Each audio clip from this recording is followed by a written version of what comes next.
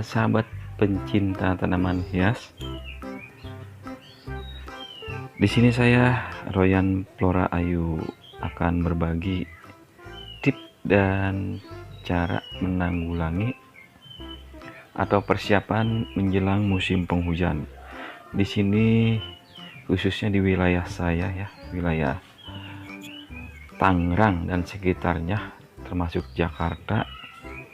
Ini sudah mulai hujan terus-menerus di bulan September, tepatnya tanggal 12 September ya. Ini hujan terus-menerus sejak jam 2 siang tadi ya, hingga sore ini. Dan ini setiap hari diguyur hujan tanaman saya, karena kebetulan saya ini tidak menggunakan plastik UV atau penghalang hujan di bagian paranetnya ya. Jadi saya hanya menggunakan paranet, double paranet ya. Jadi tanaman saya ini setiap hari diguyur hujan. Di sini ada tanaman yang lokal, ada juga yang impor ya, beberapa yang impor seperti suksom ya. Umumnya kan untuk tanaman impor ini sangat tidak kuat dengan air hujan dan dengan terik panas matahari ya. Karena di sini saya hanya menggunakan double paranet. Dan ini beberapa jenis tanaman saya yang setiap hari diguyur hujan. Buat para sahabat pecinta aglonema ya, khususnya buat para pemula atau buat para bunda yang tanamannya tidak menggunakan plastik UV atau yang ditempatkan di teras bagian depan rumah, biasanya terkena air hujan. Karena air hujan ini sangat tajam untuk aglonema.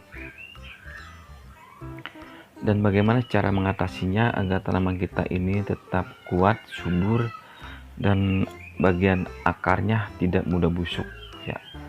Terutama buat para sahabat yang menggunakan media tanam yang menggunakan kohe atau kotoran kambing, itu sangat mudah sekali terbentuknya cacing tanah sehingga membuat tanaman bagian akarnya menjadi busuk. Karena itu di sini saya berbagi tips. Saya menggunakan pestisida, yaitu dengan jenis desis ya, yang saya campurkan dengan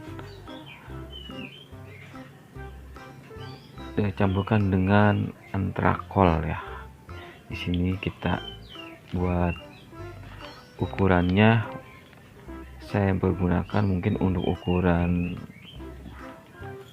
sendok, yaitu 1 sendok makan untuk desisnya dan 1 sendok makan untuk antrakolnya.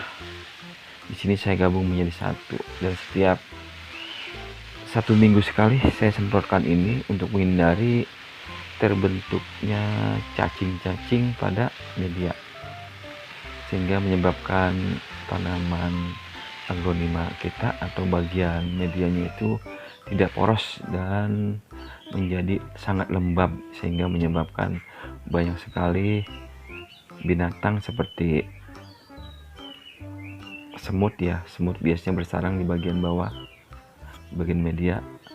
Kemudian cacing yang terbentuk dari kotoran kohe atau kotoran kambing, dan akan terbentuk juga di musim penghujan ini akan bermunculan ulat-ulat jengkal ya, yang muncul dari kupu-kupu, baik kupu-kupu yang kecil maupun kupu-kupu yang besar, ataupun pada lalat ya. Biasanya dia hinggap di bagian daun, maka dia meninggalkan jejak, yaitu bertelur hingga terbentuknya ulat. Dan dengan melakukan penyemprotan secara rutin di musim penghujan ini, seperti yang saya pergunakan tadi, pestisida dan antrakol yang saya gabung menjadi satu, dengan perbandingannya 1 sendok makan untuk 2 jenis pestisida tadi. Karena hujannya setiap hari di sini, maka saya berikan atau saya semprotkan itu setiap hari pula. Jadi maksudnya setiap minggu saya semprotkan. Dan alangkah baiknya penyemprotan kita lakukan pada sore hari ya kawan-kawan. Karena biasanya tanaman itu melakukan adaptasi atau pengambilan nutrisi itu pada malam hari. Jadi kita semprotkan kira-kira jam 5 sore buat para sahabat. Dan kebetulan ini baru saja berhenti ya, turun hujannya baru saja berhenti. Makanya saya semprotkan tanaman saya ini. Dan alhamdulillah tanaman ini menjadi sangat subur, sangat sehat. Jadi demikian tip yang sederhana ini buat para sahabat.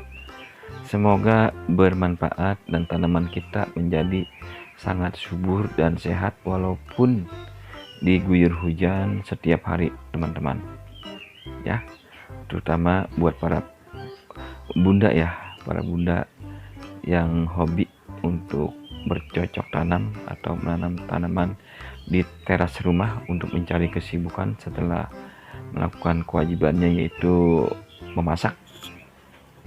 Demikian, semoga bermanfaat dan salam sehat. Assalamualaikum warahmatullahi wabarakatuh.